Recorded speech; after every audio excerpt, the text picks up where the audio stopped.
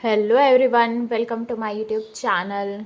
इस वीडियो में मैं आपको प्रिपरेशन स्ट्रैटेजी बताने वाली हूँ। कोई भी एग्ज़ाम हो आपका, कॉम्पिटिटिव एग्ज़ाम, तो आपको किस तरह से प्रिपरेशन करनी चाहिए, और मैं कुछ इंपॉर्टेंट टिप्स भी बताऊँगी और प्रूवन टेक्निक बताऊँगी जिससे आप एग्ज़ाम को अच्छे से क्वालिफाई कर सकते हैं। सो स्टार्ट करते हैं। अभी आपका एसएससी जेई का एग्ज़ाम है जो कि है 27 अक्टूबर से स्टार्ट। सो उसका जो CBT 1 का पेपर है, सिविल इंजीनियरिंग का भी मैं डिस्कस करूँगी। सो CBT 1 जो है वो 200 क्वेश्चंस का है, राइट। सो ये 200 क्वेश्चंस 200 मार्क्स के होंगे। सो 2 आवर्स का ये पेपर है, यानी कि 120 मिनट्स। सो मीन्स एक क्वेश्चन के लिए आपके पास 1 मिनट से कम का समय है, और ये नेगेटिव मार्किंग है 0.25 की। पेपर आपका इंग्लिश और हिंदी दोनों में गिवन रहेगा, और कैलकुलेटर अलाउ नहीं है। सो आपको एक्यूरेसी मेंटेन करनी है, प्लस स्पीड भी मेंटेन करना है। सो CBT 1 में 3 सेक्शन रहेंगे। पहला है जनरल इंटेलिजेंस एंड रीजनिंग, ये होगा 50 क्वेश्चन 50 मार्क का। सेकेंड सेक्शन है जनरल अवेयरनेस का, इसमें है 50 क्वेश्चन 50 मार्क के। नेक्स्ट है इंजीनियरिंग सब्जेक्ट, ये इसमें सिविल इंजीनियरिंग, आपका जो भी इंजीनियरिंग है उसके सब्जेक्ट्स रहेंगे। सो इसमें 100 क्वेश्चंस रहेंगे 100 मार्क्स के, राइट। सो ये जनरल इंटेलिजेंस और रीजनिंग जनरली इंजीनियरिंग वालों के लिए ईजी रहता है, तो ये स्कोरिंग भी रहता है, ठीक। सो इसमें आप ये टारगेट लेके चलिए कि इसमें 30 to 35 मार्क्स आ जाएं। सो इसमें आपको प्रैक्टिस करना ज़्यादा ज़रूरी है। सो क्वेश्चंस को डेली प्रैक्टिस करेंगे, हाफ आवर टू 1 आवर तो सफिशिएंट है। सो इसमें कैलकुलेटर को यूज़ करना अवॉइड करें। नेक्स्ट है general awareness. So general awareness में क्या क्या आ गया हमारा, PCB, physics, chemistry, biology, economics. So इसमें बेसिक्स क्वेश्चंस आते हैं। फिजिक्स केमिस्ट्री का तो मैंने 1 शॉर्ट वीडियो बनाया है, उसमें मैंने काफ़ी टॉपिक्स कवर किए हैं, उसको आप चेक कर सकते हैं। और जो करंट अफेयर रहेगा वो लास्ट आप 6 मंथ का देख सकते हैं, इतना सफिशिएंट है। सो इसमें आप टारगेट कर लीजिए, मान लीजिए 25 तक भी अगर आप इसको टारगेट करते हैं, इसमें 30 करते हैं तो ये हो जाएगा 30 + 20 50 हो गया। सो इसमें आपको टारगेट करना पड़ेगा अप्रॉक्सीमेटली 80। सो जो कट ऑफ आया था 2023 में वो था 108 जनरल के लिए, और 2024 में कट ऑफ था जनरल के लिए 122।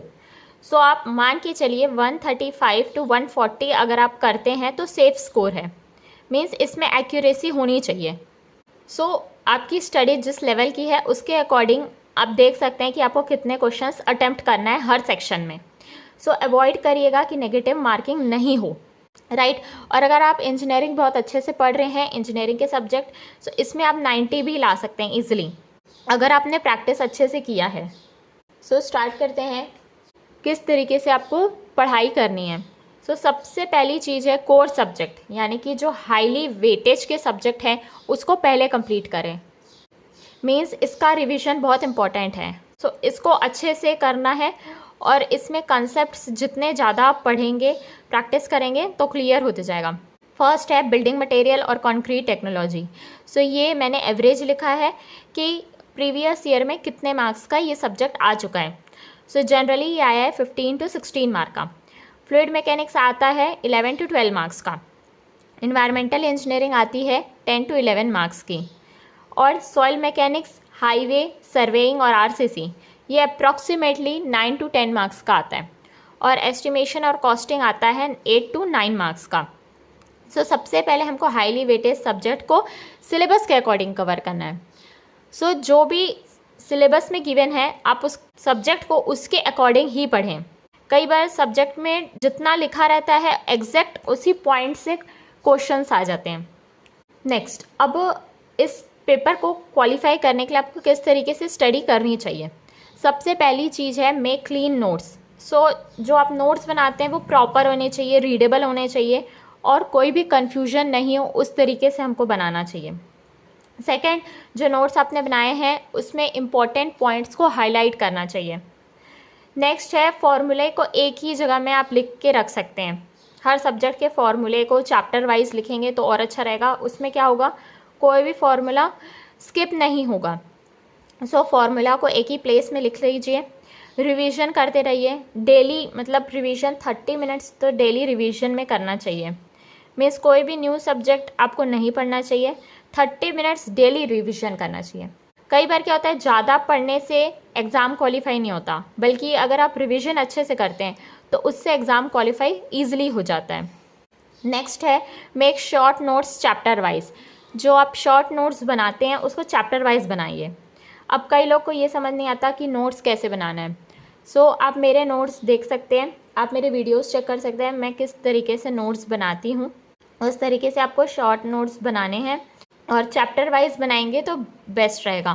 फिर सब्जेक्ट वाइज आप लास्ट में बना सकते हैं, जो इम्पॉर्टेंट पॉइंट्स हैं। फर्स्टली चैप्टर वाइज बनाना चाहिए। जैसे मैं आपको दिखा देती हूँ किस तरीके से मैंने बनाया है। यह है सॉइल कॉम्पैक्शन। सो इसमें मैंने हर चीज़ें लिखी है, कॉम्पैक्शन, कंसोलिडेशन, कॉम्पैक्शन में कितने टेस्ट हैं। ये इस तरीके से आप नोट्स बना सकते हैं। जो जो इम्पोर्टेंट पॉइंट है वो आपको कवर करना है अपने नोट्स में। फैक्टर्स अफेक्टिंग कॉम्पैक्शन, कौन कौन से फैक्टर्स कॉम्पैक्शन को अफेक्ट करते हैं। नेक्स्ट है इक्विपमेंट्स कॉम्पैक्शन के लिए कौन कौन से यूज़ होते हैं, ये कौन कौन से सॉइल के लिए यूज़ होते हैं, ये किस प्रिंसिपल पे वर्क करते हैं। सो इस तरीके से ये मैंने पूरा इसका भी वीडियो मैंने बनाया है कॉम्पैक्शन के बारे में। कॉम्पैक्शन का इफ़ेक्ट क्या होता है प्रॉपर्टीज़ ऑफ सॉइल में। सो ये भी आप देख सकते हैं, इस तरीके से मैंने पूरा बनाया है। सो नोट्स जनरली आपको इस तरीके से बनाना है कि वो रीडेबल हों। और कई बार जैसे कुछ कंसेप्ट्स आपने अपने नोट्स में नहीं लिखा है, अगर आपको लगता है कि इसमें कुछ और ऐड करना है, तो जैसे जैसे आप प्रीवियस ईयर क्वेश्चन सॉल्व करेंगे, सो वहाँ से अगर आपको कोई न्यू पॉइंट मिलता है तो आप उसको इस नोट्स में ऐड कर सकते हैं। सो ये मैंने जो नोट्स बनाया है इसमें मैंने काफ़ी चीज़ें एक्स्ट्रा ऐड की है, फिर ये मैंने फाइनल बनाया है। नेक्स्ट है proven technique to clear this exam. So कौन कौन सी टेक्निक्स जो मैंने जनरली यूज़ की है और जो वर्क करती ही है कोई भी एग्ज़ाम को क्लियर करने के लिए। सो फर्स्ट है study according to the syllabus, syllabus के अकॉर्डिंग ही पढ़ना चाहिए। नेक्स्ट है कोर सब्जेक्ट, जो आपके इम्पॉर्टेंट सब्जेक्ट और हाईली वेटेज के सब्जेक्ट हैं उनको पहले क्लियर करना चाहिए। शॉर्ट नोट्स ज़रूर बनाना चाहिए chapter wise. Previous year questions solve करना चाहिए और प्रीवियस ईयर क्वेश्चंस का एनालिसिस भी करना चाहिए, और जो मिस्टेक्स आ रही हैं उनको नेक्स्ट टाइम अवॉइड करना चाहिए। मींस एक्यूरेसी मेंटेन करनी चाहिए। सो प्रीवियस ईयर क्वेश्चंस कम से कम 3-4 बार आपको अटेम्प्ट करना चाहिए। इससे क्या होता है, आपको पेपर का पैटर्न मींस जो पेपर की रिक्वायरमेंट है वो ज़्यादा अच्छे से क्लियर हो जाती है। अगर आपको फर्स्ट अटैम्प्ट में पेपर क्वालिफाई करना है तो प्रीवियस ईयर क्वेश्चन को एक बार नहीं, कम से कम 2 to 3 टाइम्स सॉल्व करना चाहिए, वो भी बिना देखे। मीन्स कोई भी नोट्स आपको नहीं देखना चाहिए। नेक्स्ट है रिवीजन। सो इसमें 30 मिनट्स टू 60 मिनट्स का रिवीजन इम्पॉर्टेंट है। और नेक्स्ट है मॉक टेस्ट। अगर आपने टेस्ट सीरीज़ ली है तो ठीक है, अगर नहीं भी ली है तो कोई बात नहीं, प्रीवियस ईयर क्वेश्चंस को आप सॉल्व कर सकते हैं। और मॉक टेस्ट अगर आपने लिया है तो उसको अटेम्प्ट करिए। नेक्स्ट जो स्पेशल टिप मैं आपको देना चाहूँगी वो ये है कि स्पीड तो मेंटेन करनी है प्लस एक्यूरेसी, क्योंकि एग्ज़ाम में नेगेटिव मार्किंग है। सो कई बार क्या होता है, किसी किसी के जो पॉजिटिव मार्किंग है वो ज़्यादा होती है और नेगेटिव मार्किंग भी ज़्यादा होती है, तो ओवरऑल मार्क्स जो हैं वो कम हो जाते हैं। सो उसका सिलेक्शन नहीं होता।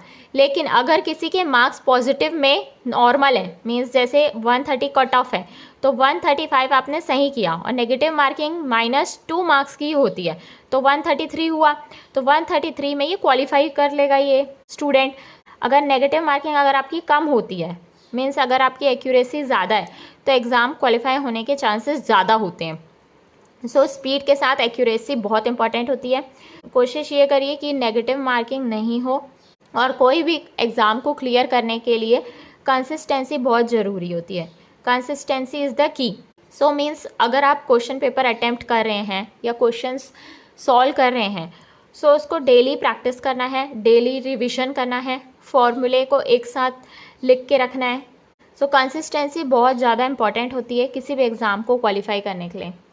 सो जनरल इंटेलिजेंस और रीजनिंग में क्या होता है, जो आपके क्वेश्चंस आते हैं रीजनिंग के, मैथमेटिक्स और एप्टीट्यूड के, सो उसमें ऑप्शंस गिवन होते हैं A B C D।